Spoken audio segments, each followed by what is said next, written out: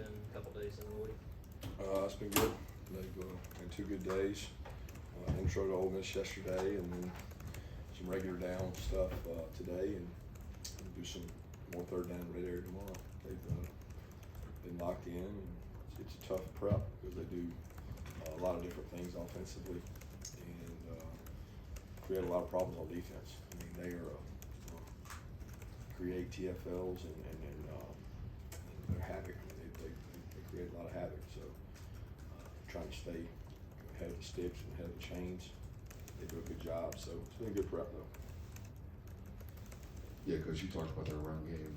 Their quarterback's an extremely competitive runners, particularly outside the pocket. How do you go about coaching your team up to hit him this week outside the pocket without, going out? They do a good job of protecting the quarterback with the rules and things like that. Do you go about this guy different with the way that he runs? No, once he's a runner, he's no more protected than a running back. I mean, we're going to tackle him like we tackle backs. He's physical. I mean, their backs are physical. They're all hard to tackle in terms of size and stature. He's, you get over 210, 215 pounds, and they're running, 4.4s, 4.5s. It's physical, and he lowers his shoulder and competes to play. So. I have a lot of respect for the way he runs. But in terms of us tackling him, it's going to be like we do of the back. Coach, what all is Brock Bauer able to do these 2 days, and how has he looked? He's working hard. He's doing all he can in terms of trying to get himself in shape and get better. I mean, he's back running now on dry land, and we're hopeful he keeps getting better. I mean, that's kind of the MO of this injury is, every kid we've had so far has had it.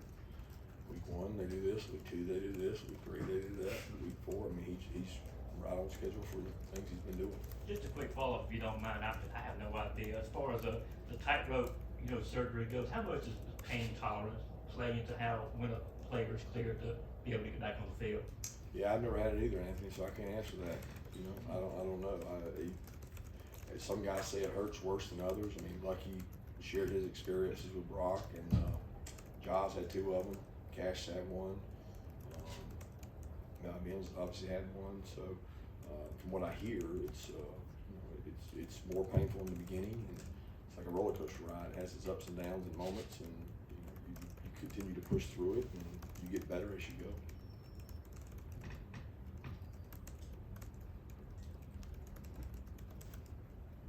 Yeah, we'll get to talk to Marcus in a little bit. Just what can you say about the journey he's been on here from, that first year he suffers that ankle injury against Florida. Now he's, a leader on the team, one of the top receivers on this offense.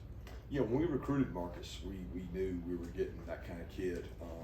He went to great school down in South Florida, St. Thomas, and he's a great kid. He comes from a great family. He's very passionate about football.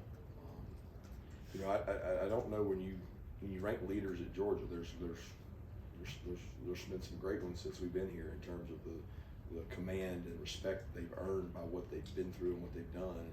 And he would be right there at the top of those guys in terms of when he speaks, people listen. The way he competes, and his toughness and his effort. He upholds our culture. He begs to be on special teams. I mean, he just embodies what you want a Georgia football player to be, and I have a lot of respect for him as a competitor.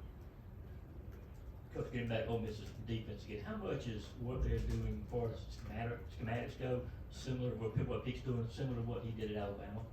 Well, he doesn't have the exact same players he had at Alabama, so I think he's done a good job, making his scheme, and there's similarities, but you don't just do the scheme. No defensive coordinator just goes, oh, well, I'm going to cookie cutter this. This is what I do. This is what I believe in. You do what fits your system, and he's taken the players he has there, and he's made them, better on defense. They fly around, they attack the ball, they do a lot of really good things, but they're just not the exact same players that they have at Alabama in terms of just sheer size and numbers, but they are very talented in what they do. Kirby, y'all have probably had several kind of cornerstone pieces during this run y'all have been on. Cedric seems to be one of them. I'm curious what he's brought to this program. Character, leadership, charisma, heart. He's not afraid to speak up. But look, all the great leaders we have this year, they learned 2 years ago from a great leadership class. That leadership class learned from a really good, and you learn from those before you. And those that laid the foundation all the way back to Nick and Sony have trickled down to everybody else. So when you have good core people, you're not going to win every game. I mean, it's just not going to happen. You're not going to do that. But if you put good people in your program and you demand excellence and you hold them to a standard and you pay attention to every little detail, eventually you get pretty good leadership out of people. And we've been bearing the fruits of a lot of work that we put into these players, really from COVID on. Yeah, obviously even before this week, C.J. Allen and Waylon Wilson had shown that they were going to be able to contribute and help you guys. Was there anything maybe early on in their time here or when you were recruiting them that sort of let you know that these are going to be guys that are going to be able to help us their first year here on campus? Yeah, I don't know that I can sit here and say anything to set them apart to make them able to. You don't know if a guy's going to go play as a freshman until they get here and see how they learn and process. And they were both bright kids and they were both really talented kids. So physically they had the gifts to be able to play. But I mean, within our defense, there's a mental rep count that you got to get. And luckily they had all spring, and they got it down in the spring. They had all summer, and they've had all fall camp. And Raylan would be probably at least where CJ is or ahead if he had not had the injury in camp, and that set him back. But he's caught up really quick, and they're both really good athletes. Yeah, Coach, you've mentioned sharing different stats, like the explosive stat with Wayne and his staff. I'm curious if there's any other things that you guys have kind of shared back and forth over the years. And I know you've talked about the relationship, but is there any other uniqueness other than, there's some mingling between the staffs in the offseason? No, I mean, I have a lot of respect for Lane. I've told you that. He and I shared seats next to each other at Alabama for, I don't know, 2 years, I guess it was, maybe 3. I don't ever know how long we were there together because it all runs together. But a lot of respect for him as a coach. He was a head coach at a really young age. He taught me a lot of things about what he believes and being a head coach and doing it your way. And he certainly had a unique experience in terms of the places he's been able to work as a head coach, and he draws on that. And there's times we share ideas or GPS numbers or whatever, but there's nothing outside of just a really good friendship and respect.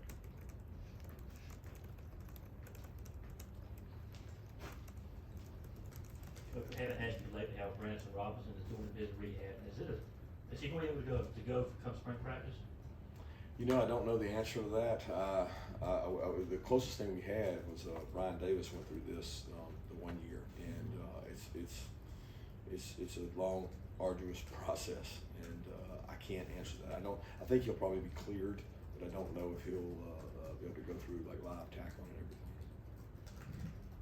Yeah, obviously confidence remains high in Carson back. What's maybe one area where going into this final stretch of the regular season here you want to see him continue to improve and get better? His leadership continue to improve and exert his confidence and put his touch on his personality with those guys is something. I mean, he's into all the ball stuff. I mean, he could be cleaner on some things in the pocket. He could be cleaner on some protection things, but he's going to make mistakes because we put him in a position to make 3 to 4 decisions every play. So it's not going to be perfect, but I can accept that. I want him to continue to grow as a leader and commanding of the offense. Kirby, earlier this year, you joked around when you broke that record for most wins in the first 100 games by an SEC coach and said you had an easy schedule, but or easier, I think was how you said it that night, kiddingly. But is it nothing easy about this league? I can promise you that. For sure. Do you think there's more parity now than there was even 7-8 years ago? And where I'm going with that is, I think you and Lane were together for part of the Alabama 26-game win streak as well. Has NIL and transfer rules made it a little bit more even across the board? I think so. I don't know. I don't think we'll know the totality of NIL portal until we look back from 5-10 year window. You can't really have enough substance to judge that. But there seems to be more parity. I don't know. There's you know, teams don't have as deep of rosters as we used to. So. Yeah, Coach, obviously every home game is important for fans to be loud, but with this offense having as much window dressing and pre-snap movement as it does, is this a unique challenge to your fan base to be even louder, and can they have an even bigger impact on this football game? Yeah, they can have a huge impact, and we need them to. I'm counting on them to have a huge impact. I mean, look, Ole Miss has played in some tough stadiums, not only this year but last year. They've gone across the SEC West and seen all the tough places to play, and you know, it's not going to be foreign to them to play in a tough environment. But we certainly need to create it for them, and we need to, you know, we need to create problems for them on defense and make it hard for them to play against us, along with the crowd. The crowd needs to have an impact and pull in the same direction for our players. Oh, two more, anybody? Yeah, I got one. Yeah, I wanted to ask about Javon Bullard. I think he might have said it a little bit earlier this year. He might have been a little bit banged up. It seems like of late he's come back on. What is? Can you just talk about the importance he has even beyond the position and how he transcends into that defense? Yeah, he's a great leader. He's heart and soul. He and Kamari have such passion for the game. They compete against each other every day in practice, and they're both physically tough. They love football. They're at the edge of their seat every meeting taking notes. They love Nuggets. He's just a great kid, great leader that loves football. Kirby, how does the Ernest Green done, you know, closing into, I guess, 3 games left in the regular season? He's been out there obviously the whole time. What's his been progression there?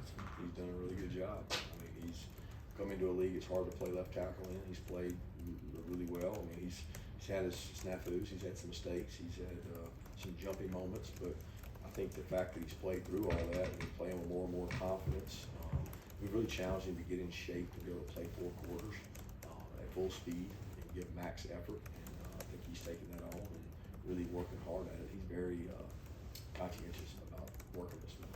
Thank you.